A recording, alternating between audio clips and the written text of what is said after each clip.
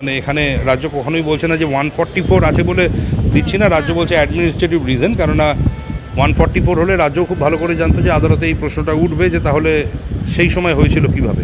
তো কাউকে বাঁচাবার জন্যেই এই জিনিস হয়তো করা হয়েছে। তো কিন্তু আলটিমেটলি বিড়াল ব্যাগের থেকে বেরিয়ে পড়েছে আর কি। আজকের তো সমস্ত সাবমিশন শুনে তাই তো মনে হচ্ছে যে সেটাই বোধহয় বলার চেষ্টা করা হচ্ছে, বাট সেটা বলার চেষ্টা করা হয়ে থাকলেও রাজ্য বলতে হয়তো বিচলিত হচ্ছে বা ইতস্তত করছে, কিন্তু এখন তো জানাতে তারা বাধ্য। কেননা তারা আই এম শিওর কোনো মতেই বলতে পারবে না যে 144 আছে যেখানে সেখানে পুলিশের তরফ থেকে পারমিশন দেওয়া হয়েছে, সেটা তো বলতে পারবে না। উভয় সংকটে পড়েছে ওরা। তো সেটা জানা ওরা কী করেছে, কীভাবে করেছে। 144 সবসময় থাকে রাজভবনের উল্টো দিকে।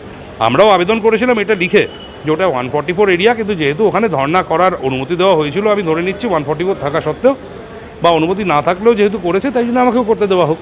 এখন জানাক পুলিশ সেটা।